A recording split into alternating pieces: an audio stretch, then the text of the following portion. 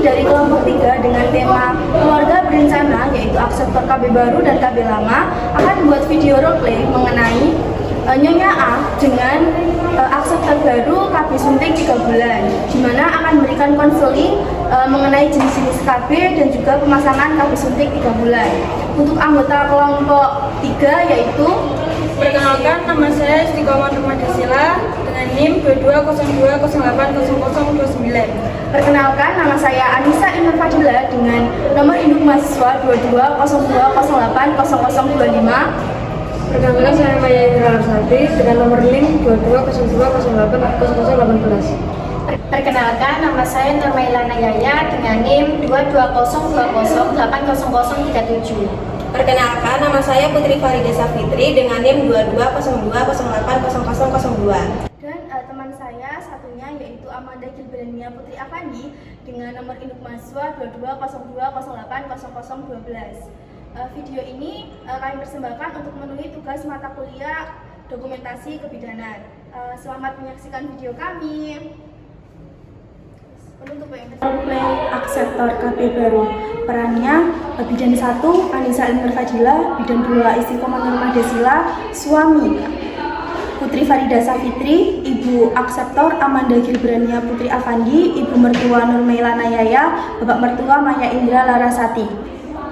Suatu hari setelah menikah, pasangan suami istri sedang berbincang di rumah terkait akan menggunakan metode KB jenis apa. Ibu mengatakan bahwa ia ingin menunda kehamilan terlebih dahulu karena masih terikat kontrak awal pekerjaan. Ibu sedang berdiskusi dengan suaminya dan suami juga setuju untuk menunda kehamilan. Namun, ibu dan suami bingung akan menunda kehamilan dengan metode KB jenis apa. Kemudian pasangan suami istri tersebut bertanya kepada ibu mertuanya. Ibu mertua menyarankan jenis KB pil dan KB suntik. Namun ibu bilang takut lupa minum KB jenis pil sehingga ibu mertua menyarankan untuk datang ke TPMB Mom and Baby Care Estetik. Suami istri yaitu Ibu Amanda dan Bapak Rudi berbicara di depan ruang TV, di mana Ibu Amanda bersandar pada Bapak Rudi. Dalam sayang, Kita kan sudah menikah, Mas mau rencananya langsung mau punya momongan atau gimana? terserah adik aja mau gimana, Mas juga nggak apa-apa. Maaf ya Mas, kalau kita tunda dulu punya momongannya gimana Mas? Nggak apa-apa dek. Kalau boleh tahu, apa ya alasan adik itu pengen nunda momongan dulu? Aku kan masih ada kontrak kerja Mas dengan perusahaannya. Di sana tertera kalau aku belum boleh hamil meskipun sudah menikah. Nanti kita rencanain hamilnya ketika kontrak kerjanya sudah habis, gimana Mas? Oh iya, Mas lupa. Iya dia nggak apa-apa. Nanti kalau udah 3 bulan, adik ini ya menandatangani kontrak baru yang memperbolehkan hamil. Ya Mas, makasih ya udah ngertiin aku. Sama-sama sayang. Kira-kira kita tunda momongannya berapa lama ya Mas? Kalau 1 tahun kelamaan nggak buat kamu? Enggak sih sayang, kan nanti kalau sekitar setahun bisa buat kita pacaran dulu. Iya sih Mas, tapi Tapi kenapa sayang? aku masih bingung mau pakai KB jenis apa. Bingung kenapa? Kalau adik bingung atau Mas aja ntar yang KB? Soalnya teman kerja Mas itu ada yang KB juga. Jangan Mas, adik nggak mau. Gimana kalau kita tanya ibu aja? Ya udah, kita tanya ibu dulu ya. Mas panggilin dulu. Kemudian suami memanggil ibunya karena akan bertanya mengenai KB yang akan digunakan istrinya untuk menunda kehamilannya. Kemudian suami mengajak ibunya ke ruang TV untuk berbicara terkait KB yang akan digunakan oleh Bu Amanda. Ibu, sampean sibuk nggak? Buatan Mas. Di ruang tamu aja ya Bu, Amanda mau tanya. Oh iya Mas. Kemudian di ruang TV mereka berbicara perihal KB yang akan digunakan oleh Ibu Amanda. Tanya apa Nduk? Niku Bu, kula kali Mas ajeng nunda nggak ada juga pripun nggih? Ya gak apa-apa Nduk, mau ditunda berapa lama? Jangan lama-lama ya Nduk, soalnya ibu sudah tua. Sekitar setahunan Bu, soalnya Amanda ini masih ada kontrak kerja dan itu nggak boleh hamil dulu. Nggih Bu. Ya gak apa-apa Nduk. Kira-kira Bapak setuju napa mboten nggih Bu? Tak panggilkan dulu ya. Nggih Bu. Pak, sama ini dilit Pak. Kenapa Bu? Iki lho Pak, anakmu katik nunda duwe anak sak tahun. Piye setuju ta sampean? Ya gak apa-apa, bapak orang susu. Sedekah rezekine Nduk. Ibu pengen ngomong tadi, memang pengen ya ayo bapak keluar. Wis apa ae sama niki, gak isin ta anak-anak Rencananya katik gak kabeh apa, Nduk? Kurang nggih mboten sedherek semerap Bu, tasik bingung. Amanda saniki gak kabeh napa? Dereng damel kabeh Bu, kula tasik halangan. Pil ae, Nduk, sugih cepet lek wis gak digawe. Kula ajri menawi kesupen Bu lek damel pil, mergi nggih tasik lami. Iya, tadi Amanda juga ngomong kayak gitu, Bu. Iya ya, Nduk. Napa ndamel kabeh suntik? Wis ora usah kabeh Nduk, gak apa-apa. Bapak biyen karo ibu ya gak usah kabeh langsung tancap gas. Niku Bu, nek KB suntik niku aman kadamel kula Bu. Insya Allah aman, Nduk. Mangke cek diterapkan kali Mas Rudi ten bidan terus sampean mangke takok ten bidan kabeh napa sing cocok gawe sampean. Oh, ngoten ta Bu? Nggih, Nduk. Mas Rudi mangke bojone diterapkan ten bidan nggih, bidan desi niki lho wis terkenal. Iya Bu, nanti sore aku sama Amanda ke situ. Matur nuwun nggih Bu. Nggih, Nduk, padha-padha. Ayo Pak, mari ibu nak teras. Terus bareng ibu. Yo jagungan to Pak, mari gelas sepeda, sik takok ae. Ya ngono kudu Nduk, ibumu cerewet-cerewet. Kemudian sore harinya Bu Amanda dan suaminya datang ke TPMB Mom and Baby Care Estetik atau bidan desi. Mereka akan berkonsultasi terkait KB yang akan digunakan untuk menunda kehamilan dari Bu Amanda. Tintang. Permisi Bu, assalamualaikum. Silakan duduk ya. Ada berapa ya Mbak? Mas, ada yang bisa saya bantu? Ini Bu, kita mau konsultasi mengenai KB. Sebelumnya Mbak dan Masnya sudah tahu belum ya mengenai jenis-jenis KB apa saja? Belum Bu. Belum ya. Nah, kalau begitu nanti saya jelaskan jenis-jenis KB apa saja. Tapi sebelumnya saya bertanya mengenai aktivitas dari Mbak dan Masnya ya. Nanti juga saya tanya mengenai riwayat kesehatan dari keluarga Mbaknya ya. Untuk namanya Mbak siapa? Nama saya Amanda Bu. Untuk suaminya ya? Nama suaminya? Rudi. Untuk usianya Mbak bisa berapa ya? 24 tahun Bu. Kalau suaminya 26 tahun. untuk pendidikan karirnya Mbak dan Masnya ini apa ya? S1 Bu. Saya juga S1. Untuk pekerjaannya sehari-hari kalau orang tua dan suaminya ini bekerja sebagai apa ya? Saya sekretaris Bu di perusahaan. Kalau suaminya Jadi guru. jadi guru. Untuk ini Mbak, ini pernikahan pertama kali nggih? Ya, alhamdulillah Mbak. Untuk alamatnya Mbak di mana? Di Jalan Tanggalerjo Gresik Bu. Nggih. Kemudian untuk riwayat penyakit dari keluarga Mbaknya atau mungkin orang tuanya dan Mbaknya juga nggih, mungkin nanti yang pernah diderita atau yang sudah diderita. Untuk yang pertama Mbak, apakah pernah menderita atau sedang menderita penyakit diabetes? Tidak Bu. Tidak nggih. Untuk hipertensi Mbak, Enggak ada Bu. tidak ada juga. Lalu ada penyakit jantung, Enggak pernah. di keluarganya juga tidak ada. Tidak ada. Lalu untuk penyakit seperti sakit kepala yang sangat-sangat sakit atau sangat berat gitu, pernah merasakan? Enggak pernah. Tidak juga ya. Lalu apakah Mbaknya ini pernah merokok atau tidak? Tidak pernah juga. Kalau penyakit itu kanker atau tumor di payudara atau di rahimnya, Enggak ada. gitu ya.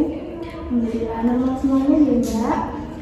Untuk di keluarga Mbaknya atau di keluarga Masnya, apakah ada yang pengalaman untuk ber-KB? Tidak ada Bu. Tidak ada juga. Alhamdulillah ya.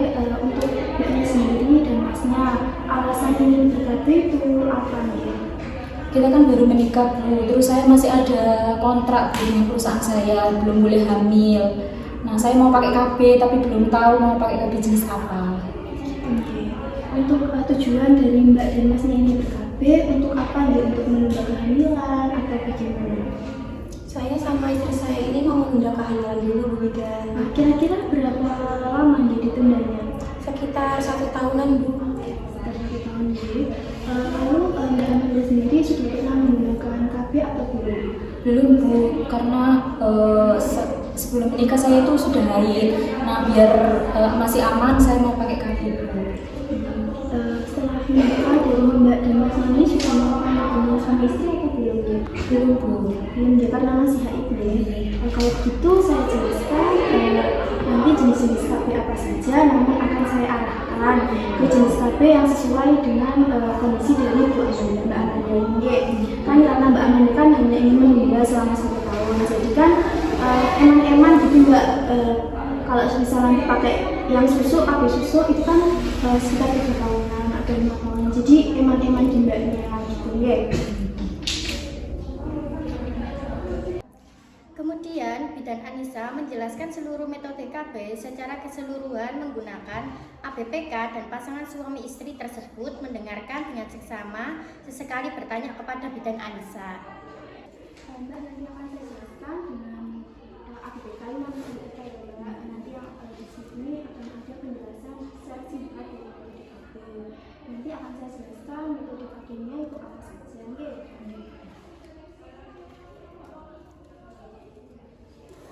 Nah, untuk KB sendiri itu banyak ya Mbak, macam ada KB alamiah seperti metode kalender, kemudian panah berkala. Itu nanti menggunakan kalender untuk menentukan di mana Mbaknya itu masa subur. Jadi kalau masa subur Mbaknya tidak boleh berhubungan, gitu ya.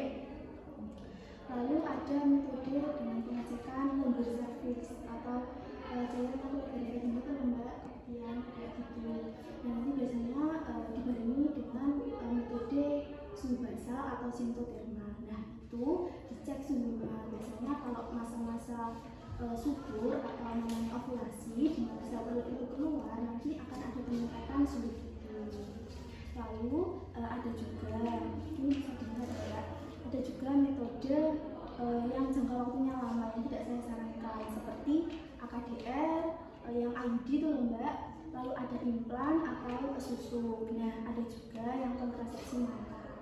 Itu nanti bersifat yang tidak dapat dikembalikan ya Mbak, karena kan di bagian saluran reproduksi Mbak itu nanti akan diikat atau dipotong. Di emasnya kan juga ada yang beriang ya, itu nanti ada yang dipotong dan nah ada juga metode yang pakai hormon Mbak, itu seperti metode pil. Nah kalau pil kan diminum setiap hari ya Mbak, takutnya itu ada lupanya.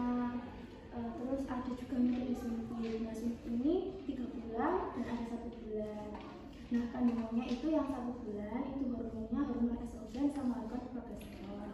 Nah yang 3 bulan itu hormonnya hormon estrogen progesteron saja. Nah lalu Mbak, untuk efek sampingnya mungkin akan ada peningkatan berat badan juga. Nah kemudian ada juga Mbak metode lain seperti kondom. Kondom itu memang mudah dan murah karena diperjualbelikan secara bebas. Cuma efektivitasnya juga akan berkurang Mbak, karena takut-takut ada bagian dari kondomnya yang robek. Kalau metode atau metode amenorrhea ini digunakan untuk ibu yang setelah melahirkan. Yeah. Bidan Anissa pun meninggalkan Bu Amanda dan Bapak Rudi yang sedang berdiskusi mengenai pilihan metode KB. Kemudian setelah berdiskusi, Bu Amanda dan suami memilih KB suntik yang 3 bulan karena ia masih bisa untuk menstruasi. Lalu Bidan Anissa pun datang untuk menemui Bu Amanda dan suaminya. Saya tadi, Mbak dan Masnya sudah memilih atau belum dia metode KB-nya? Sudah Bu, kita memutuskan untuk pakai suntik KB 3 bulan. 3 bulan deh. Baik, kalau gitu saya jelaskan kembali, namun lebih detail ya mengenai suntik KB yang 3 bulan. Untuk suntik KB 3 bulan itu dapat diberikan sewaktu-waktu jika Mbak Amanda ingin hamil kembali. Nah itu nanti aman bagi semua ibu atau bagi Mbak Amanda ini yang baru menikah. Terus nanti akan ada perubahan siklusnya juga. Namun metode suntik 3 bulan ini tidak melindungi dari IMS atau infeksi seksual atau mungkin homoseksual ya. Nah, untuk metode ini tidak bisa dipakai untuk seorang atau wanita yang memiliki tekanan darah tinggi. Kan Mbak Amanda tadi tidak ada yang untuk tekanan darah tinggi, jadi insya Allah bisa untuk dilakukan pemasangan dari suntik 3 bulan ini. Seperti itu ya Mbak.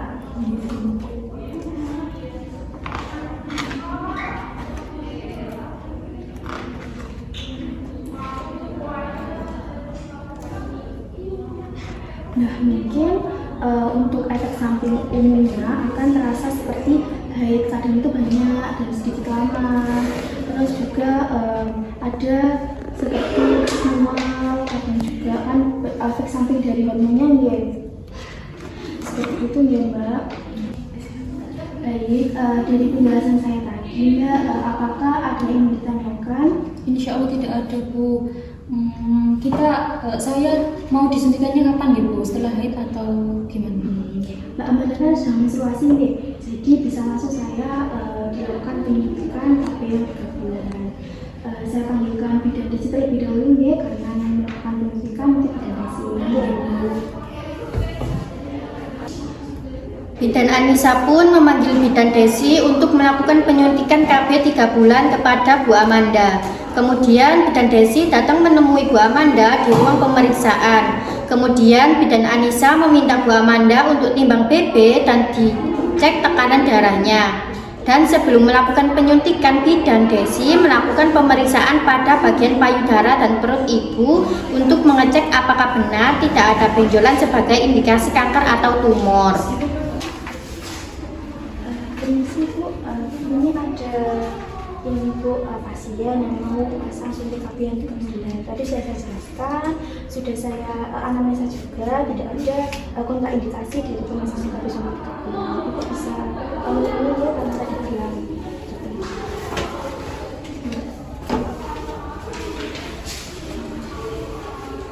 Selamat sore Mbak Mas. Perkenalkan dulu ya, saya Bidan Desi. Ini benar nggak dengan Mbak Amanda? Tadi sudah dijelaskan nih sama Bidan Anissa terkait macam-macam KB itu apa saja, dan Mbak Amanda maunya yang suntik 3 bulan. Betul Bu. Baik Mbak Amanda, benar ya tidak ada riwayat penyakit hipertensi, penyakit jantung atau kanker payudara maupun rahim? Nggak ada ya? Ada Bu. Baik Mbak Amanda, pastikan saya periksa terlebih dahulu ya. Mari ke bed dulu. Bidan Desi pun mulai memeriksa area payudara dan perut ibu untuk mengecek apakah benar tidak ada benjolan sebagai indikasi kanker atau tumor. Mbak Anissa bisa minta tolong itu ya, cekin berat badan sama tensi. Mbak Amanda tinggal berat badannya dulu ya. Bisa hadap ke atas Mbak. Badannya 50,35 ya. Bisa kembali di bed ya Mbak. Saya periksa tekanan darahnya.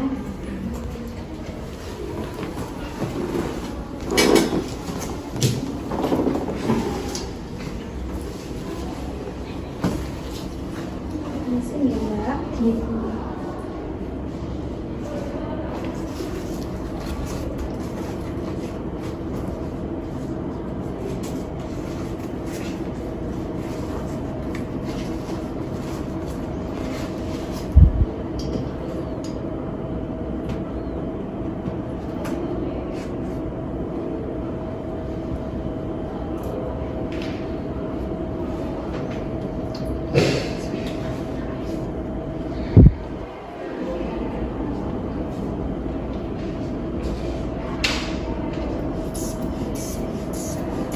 Jangan baru menikah apa?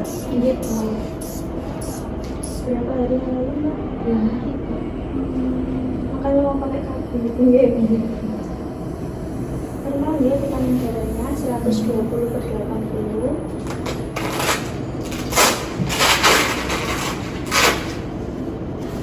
Baik Bu Amanda, berat badan sama tekanan darahnya normal ya? Gitu. Sekarang kita periksa bagian payudara Mbak sama bagian perutnya.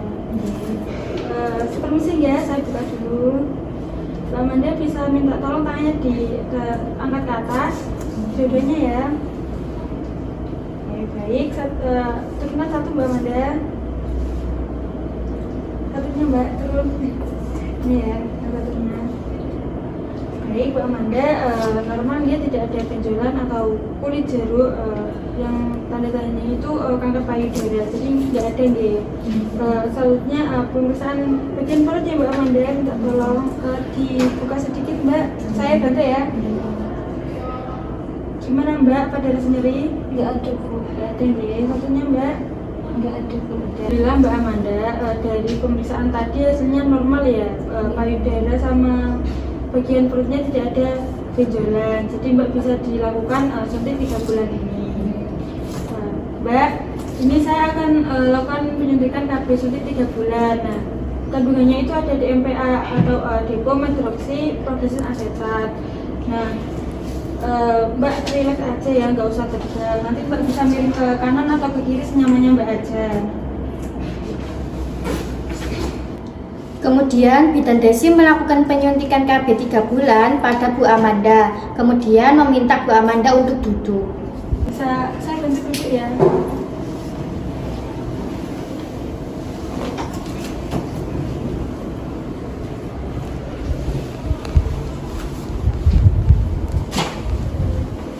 Nah, alhamdulillah Mbak Amanda sudah saya suntikan KB suntik 3 bulan ini. Mbak bisa kembali datang lagi 3 bulan selanjutnya pada tanggal 26 September 2024.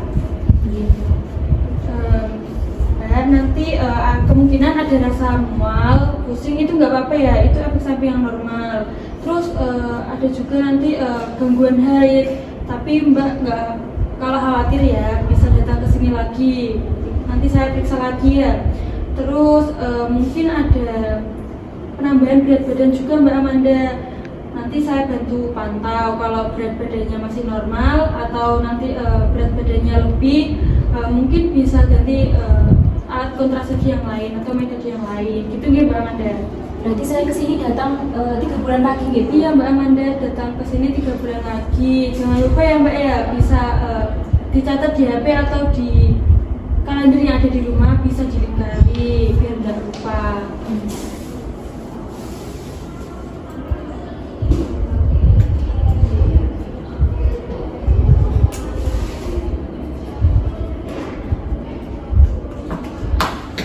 Mbak Amanda, ini saya kasih kartu aksestornya ya Mbak ya. Mbak bisa datang ke sini lagi dan bawa ini kartunya. Gitu. Gimana Mbak Amanda, apa ya Mbak Mas, apa ada yang ditanyakan lagi? Insya Allah sudah tidak ada Bu. Tidak ada yang baik kalau begitu. Terima kasih Bu. Terima kasih Bu. Assalamualaikum. Waalaikumsalam. Hati-hati ya. Sekian video roleplay dari kami. Kurang lebihnya mohon maaf. Terima kasih. Wassalamualaikum warahmatullahi wabarakatuh.